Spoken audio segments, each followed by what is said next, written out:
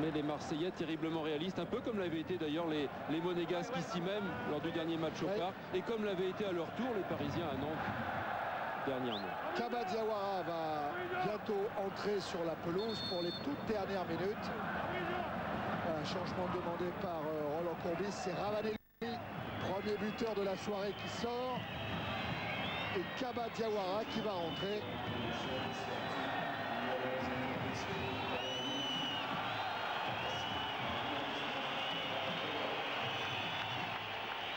Il rentre quasiment à tous les matchs, hein, Diawara. La seule fois où il n'a pas joué un match de D1 cette saison, c'était contre Saint-Etienne. Tous les autres, il les a joués. En partie, mais il les a joués. Faute de Dalmat.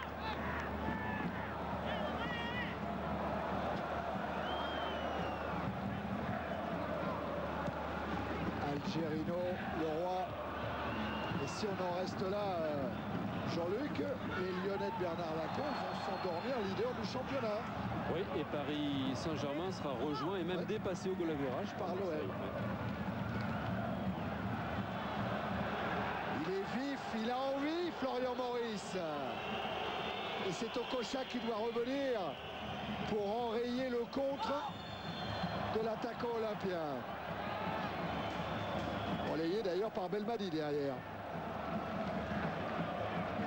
Thierry, oui, avec Fabrizio. Fabrizio, quand le football est simple, il devient facile. Hein.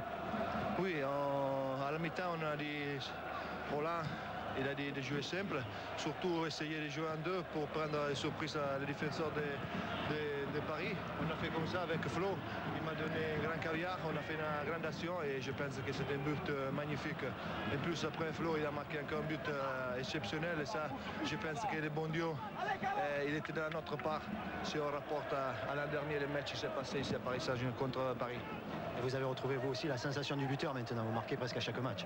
Oui, c'est vrai, on avait un petit peu fatigué à démarrer les championnats. Maintenant, tout le monde est en forme, tout le monde a envie de jouer. À mon avis, on a les chances et les qualités pour faire un bon championnat. Merci. Algerino.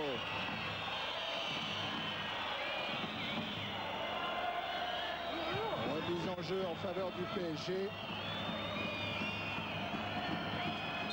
Et apparemment, Madar a touché ce ballon de la main.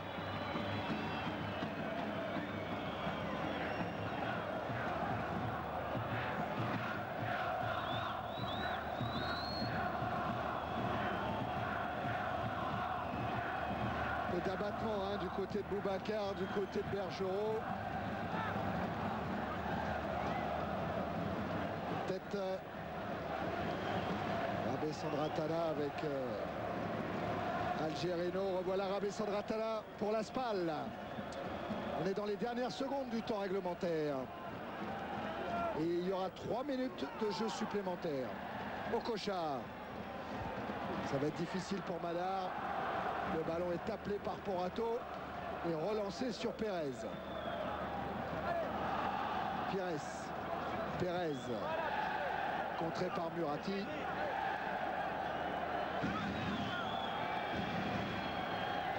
J'en viens au propos de Ravanelli et souvent répété également par Roland Courbis sur le titre de l'an passé qui a échappé aux Marseillais. Je veux bien qu'il y ait de la rancœur du côté de l'OM, mais je ne voudrais pas qu'on oublie que Bordeaux l'a gagné son titre de champion quand même. Hein. Oui, parce que les Parisiens étaient quand même revenus deux fois au score. Il a fallu attendre les 2 dernières minutes pour que Feindouno donne l'avantage. Ouais. Hein. Non, puis Bordeaux l'a gagné pas sur ce match-là, l'a gagné sur l'ensemble d'une saison avec un collectif particulièrement au point. Je crois que ça serait dommage d'oublier un peu toujours ça. Hein.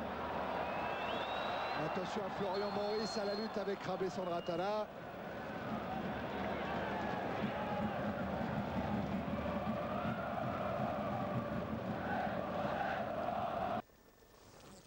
Peter Luxin estime que le titre la saison passée, ils l'ont perdu contre Lyon, par exemple.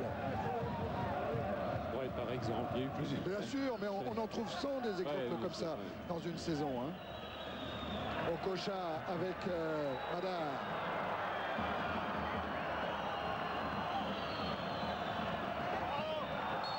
Faute de Robert Pires. Et pour clore le débat quand même là-dessus, Thierry, c'est une saison exceptionnelle. Ça a été une saison exceptionnelle des deux équipes. Bien Parce sûr, que je ne suis pas sûr qu'on retrouvera deux équipes avec autant de points dans les prochaines saisons. Okpara pour tirer le coup franc. Avec la Spal.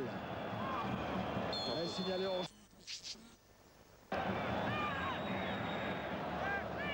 Et là, en tout cas, ce qui est indiscutable, c'est qu'à l'issue de cette 10e journée, Marseille revient complètement dans le coup du championnat. Oh, ils n'étaient pas très loin, hein, l'équipe, les joueurs de Roland Courbis. Ils n'étaient qu'à 3 points de la tête du classement.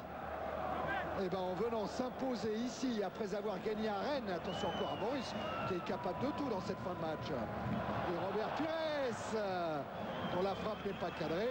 Ouais, c'est la deuxième victoire consécutive en déplacement pour l'OM. Victoire à Rennes, victoire au Parc. Et retour au tout premier plan du championnat. Ouais, et ça promet un fameux Marseille. Quel régal, quel régal. Ah, Manchester qui avait déjà souffert lors du match aller à Old Trafford va faire connaissance avec le stade de Vélodrome, un grand soir de Ligue des Champions. Alors on dit toujours que l'ambiance à Old Trafford est formidable. Je crois que Beckham et ses copains vont pas être déçus par l'ambiance du stade Bell. Hein.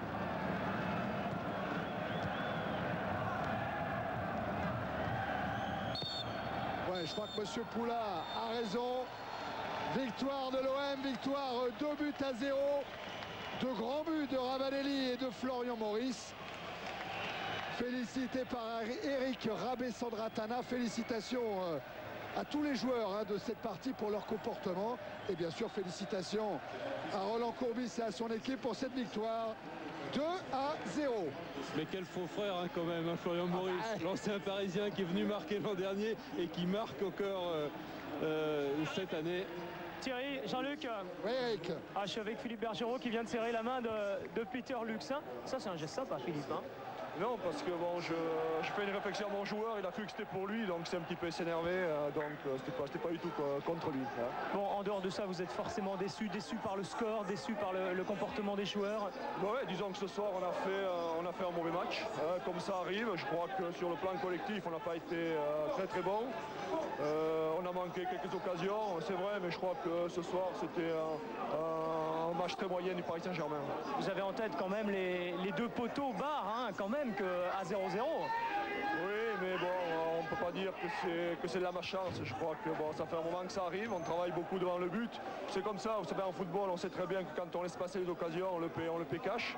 Ça nous est déjà arrivé contre Monaco, là, bon, ça se reproduit un peu, ce qui prouve encore une fois qu'on a beaucoup de travail à faire. Merci Philippe. Ah ben moi, écoutez, j'aime bien la lucidité, la franchise de Philippe Bergerot qui vraiment s'impose de plus en plus et qui change un peu les habitudes trop souvent répétées. Son analyse est claire, on a fait un mauvais match, on a perdu, point à la ligne. Ah ouais, c'est bien rare ce genre de commentaire dans la bouche d'un entraîneur après une défaite. Et on a revu justement les images qui auraient pu tout changer, c'est-à-dire les deux poteaux trouvés par les Parisiens à 0-0. Mais beaucoup de lucidité, il a compris que son équipe avait été dominée aujourd'hui et dominée notamment sur cette action, combinaison 1-2 entre Ravanelli et Maurice pour une frappe dans la lucarne de Casagrande.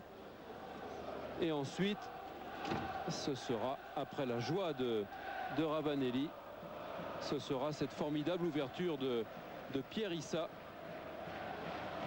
Ah oui, parce qu'elle est longue. Hein. Formidable ouverture, Maurice qui va perforer la défense parisienne en partant au bon moment et en précédant la sortie de Casagrande. Geste technique, hein, parce que c'est un ballon qui vient de l'arrière, difficile de doser en reprenant de voler. Jean-Luc, une question. On a dit souvent qu'en ce moment l'OM avait du mal à s'imposer à domicile. Les chiffres le confirment. Exact. On remarque ce soir, après avoir perdu 3-0 contre Monaco, défaite 2-0 contre l'OM, le Paris Saint-Germain a également du mal à s'imposer à domicile. Pourquoi ? Bah oui, c'est incroyable, enchaîner sur tous les bons résultats, mais sans doute parce que Paris est peut-être plus à l'aise à l'extérieur, parce qu'il joue en contre, il a un jeu basé plus pour attendre l'adversaire et procéder avec notamment des passeurs de loin comme Okocha ou de plus près comme Robert ou évidemment le grand absent d'aujourd'hui, Ali Benarbia, eh bien il a plus de solutions pour contrer son adversaire que pour imposer son propre jeu. Allez, le classement je peux avant vous donner un chiffre juste oui. avant le classement qui sera d'autres chiffres. Le PSG ce soir a la plus mauvaise défense du championnat à domicile.